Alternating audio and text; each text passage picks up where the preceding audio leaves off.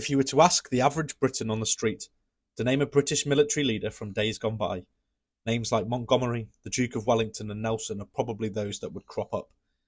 Chances are that few people would name or even have heard of the man who is the subject of today's video.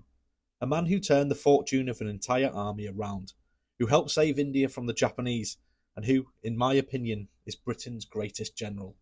Bill Slim.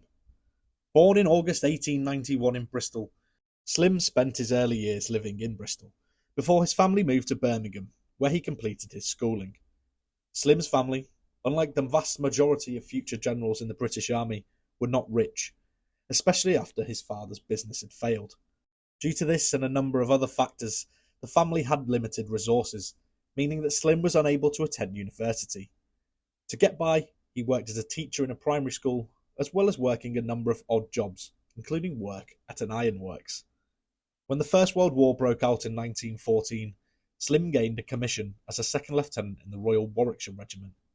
Slim took to soldiering like a natural. His modest upbringing made commanding soldiers from working-class backgrounds much easier, as they could relate to a lad raised in Birmingham rather than a gentleman from the upper class. Slim served at Gallipoli, where he was wounded severely. Upon his wounds healing, he served in Mesopotamia, where, as well as being wounded again, he was awarded a military cross for bravery under fire. When the First World War finished, Slim wished to stay in the army, so he transferred to the Indian Army and was promoted to captain, joining the 6th Gurkha Rifles. The interwar period was a relatively slow and quiet period for Slim and the army as a whole. He attended the Quetta Staff College, where he finished top of his class. His performances resulted in appointments to army headquarters in Delhi and then at the Staff College in Camberley, back in the UK. He gained a number of promotions during this time, and by the time the Second World War broke out, Slim was a colonel in command of the 10th Indian Brigade. With Slim in command, the unit took part in the campaign to liberate Ethiopia from the Italians, where he was once again wounded, this time by an Italian aircraft. After recovering from his wounds, Slim was promoted to Major General in June 1941, and once again led the 10th Indian Division, this time in the Middle East, as he led them into Iraq, Syria, Lebanon, and Iran. However, by the end of 1941, things changed dramatically for Britain and for Slim. When the Japanese entered the war on the side of the Axis powers in December 1941, Japan's main aims were to acquire raw materials which it desperately needed, particularly oil, rubber, and tin, as well as to expand its reach, allowing space for its overcrowded home islands. Hong Kong and Indochina fell to the Japanese without much difficulty. But Japan's greatest triumphs occurred in Malay and in Singapore, when in February 1942, British, Australian and Indian troops were forced into a humiliating surrender, despite having overwhelming manpower and being on the defensive.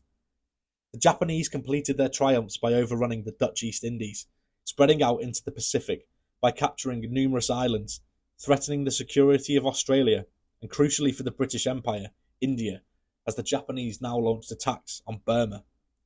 In March 1942, Slim found himself in Burma and was given command of the Burma Corps, which had recently been kicked out of Rangoon, the nation's then capital. Allied forces in Burma were on the ropes. Months of defeats and setbacks had led to morale being at an all-time low. This was further reinforced by the army's retreat into neighbouring India, the jewel in the Empire's crown, and one Britain could ill afford to lose. The British retreat into India, while disastrous, could have been worse. The Japanese harassed and fought to destroy the British as they made the over 900-mile retreat into India, but the men held strong and the withdrawal was controlled, measured, and despite the many problems they received, ultimately was a success. Once things had settled down, Slim then took command of 15 Corps of the Eastern Army, which was commanded by General Noel Irwin. The two generals clashed like cat and dog, and when the Eastern Army attempted to gain headway back into Burma through the Arakan, Irwin sidelined Slim, taking command of his 15th Corps personally. It's safe to say for Irwin that this was not a wise decision, as the campaign ended in disaster for Irwin's forces, and in the subsequent fallout he was dismissed. He was replaced by General Bill Slim, who took command of the newly formed 14th Army. The 14th Army was made up of units from all over the British Empire. Africans, Indians, Gurkhas, Britons from a variety of religions presented many challenges to Slim and those under his command. Firstly, each religion had to be catered for in different ways. Rations had to be carefully selected to meet the diverse dietary requirements of the men who practiced these different religions. For instance, halal for Muslims and kosher for Jewish troops. It's believed that as many as 30 different ration scales were required to feed the men of the 14th Army. Slim also knew that change was needed for his new army. He supported increased offensive patrolling and extensive night training to encourage his soldiers to lose their fear of the jungle and the belief that the Japanese soldiers were better jungle fighters. Due to Burma's poor infrastructure, the use of motor vehicles was to be limited, with more emphasis put onto mules and, crucially, air transport.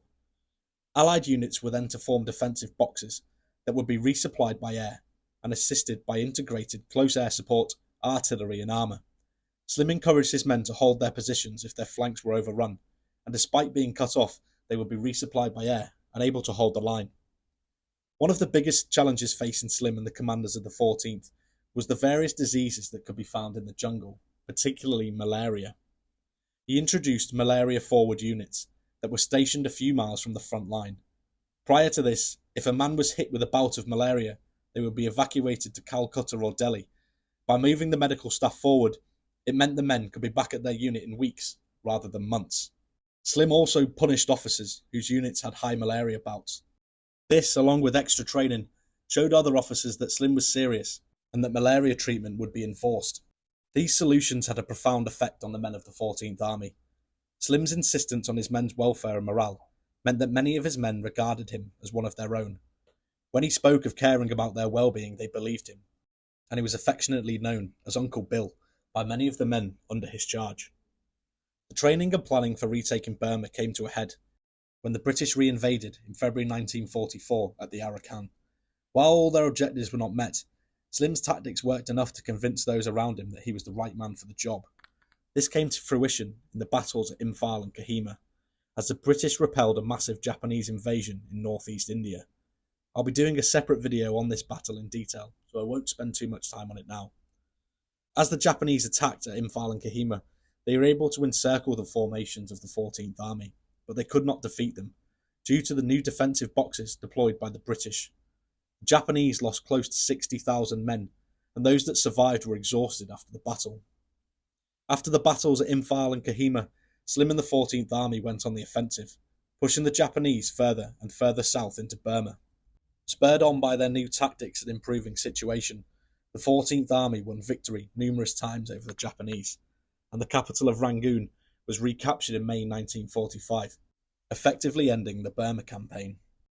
After the war, Slim stayed in the army, after a slight retirement, going on to command the Imperial Defence College from 1946 to 1948, and then on to Chief of the Imperial General Staff for 4 years, taking over from Field Marshal Montgomery. Between 53 and 60, Slim served as the Governor-General of Australia, after which he retired from the army and went on to publish his memoirs. Bill Slim died in December 1970, aged 79. He was given a full military funeral at St George's Chapel. Bill Slim has gone down in history as one of Britain's greatest generals, renowned for changing the fortunes of a battered and beleaguered army, turning it from a defeated force into arguably the finest fighting force in the British Army. His down-to-earth character and persona saw him beloved by those under his command. He was likened to a scruffy private with general's tabs on his shoulders. In my opinion, the reason Slim's celebrity is not higher is for a number of factors. Burma, being so far from Britain, was cast out of the mind of the British public, unless they had a relative stationed there, leading the men to call themselves the Forgotten Army. For the average Briton at home, the Japanese didn't pose the same threat as the Germans across the Channel. They were last to receive supply and equipment, and little coverage of the war in the Far East was printed about in the newspapers. Slim and his army by the end of the war were defending the remains of a British Empire, which, in the post-war years, was dismantled, and independence was restored to those nations they fought to defend from the Japanese. The exploits of Slim and his army simply weren't as well known as his counterparts in Europe. Mandalay and Rangoon simply aren't as well known as Berlin and Paris. In modern times, perhaps Hollywood and the video game industry have much to do with this, with most forms of media being published about the European theatre of operations. Over the next few weeks, I will be focusing on the 14th Army and the Burma campaign, hopefully bringing forward some lesser-known stories about the men who fought in the campaign in Burma. Thank you all for watching. See you all on the next one. Cheery bye.